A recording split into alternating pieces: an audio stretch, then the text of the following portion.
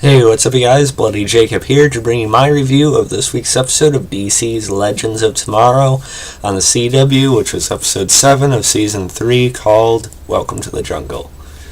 So yeah, happy Thanksgiving, guys. I already said that in my Walking Dead review I did earlier, but saying it again, I hope it's a good one for you.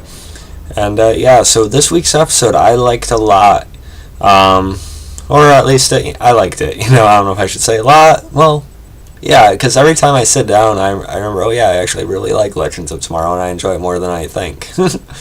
Legends of Tomorrow, it's a really consistently entertaining show. I love the characters, the pacing, everything. And this week's episode I thought was just as good as last week's, the Helen Hunt episode, if not a little bit better in certain ways, actually. Because I love the Sara and Damien Dark thing coming up again at the end of last week's episode. But I really liked the Mick Rory and his father dynamic in this one, and then the introduction of Gorilla Grodd onto Legends of Tomorrow. Anyway, I know he was previously on The Flash, but I don't watch that. It brought a lot to it, and I know I'm not really keeping up well with my Arrow reviews. I did review Deathstroke Returns a week or two ago. But, I like Arrow, but for some reason I don't feel as compelled to watch it and do videos on it as I do with Legends. I will try to catch up with Arrow in time for the crossover next week, and I'll follow that as best I can. But other than that, I can't really guarantee Arrow reviews every week anymore, depending on the episode, I guess. But Legends Tomorrow, I think I favor that much more at this point. I knew it at the end of Season 2, and it looks like it's still holding up that way. So yeah, I really like this one. We go back to the Vietnam War, which I thought was a cool setting. And as they talk about in the episode, it's different than the war they were previously involved in. As I forget which character kind of questions it. I think it's like Maya or something like that. But they tell her there's a lot more complex layers to why that war happened, and it's not as straightforward, I'll just say, as what they had her involved in before. So I like the Vietnam jungle kind of setting. Then we see Mick Rory's father, and Dominic Purcell did a really nice job in this episode, and the writing for Mick Rory I think was really on point. Still miss Wentworth Miller's Captain Cold, of course, Leonard Snart. We're going to see a version of him next week, I think, Citizen Cold.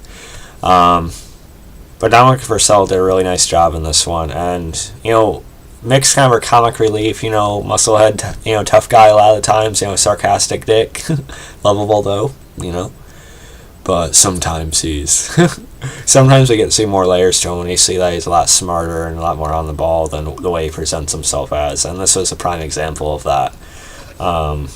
And we hear a little bit more about the layers to his father and everything. He gets a different perspective on him, which sort of takes him back, seeing him actually being a semi-honorable person as a soldier.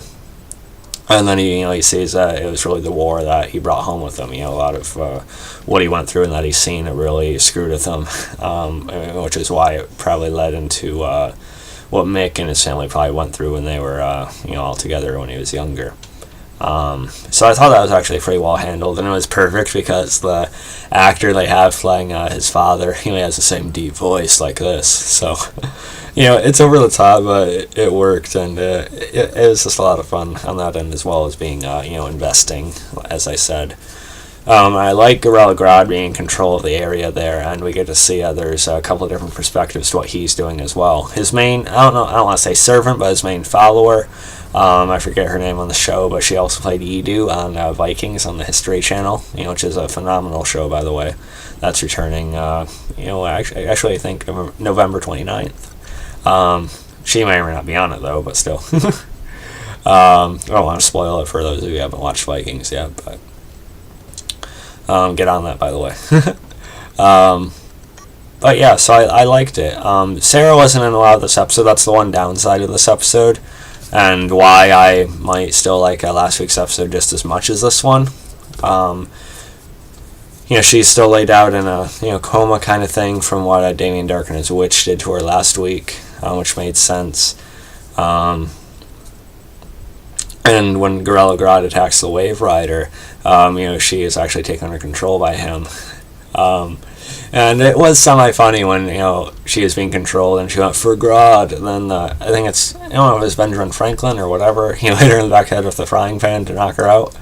At first I was a little bit annoyed because I'm like, okay, Sara would have been ready for that, but she wasn't in control. It was Grodd controlling her body, a very athletic, fit, and capable body, mind you, but not Sara in control. So Grodd had Sara's strength and everything, but didn't have her skills, so he couldn't, move her or utilize her as much as she does with herself, which I think makes sense.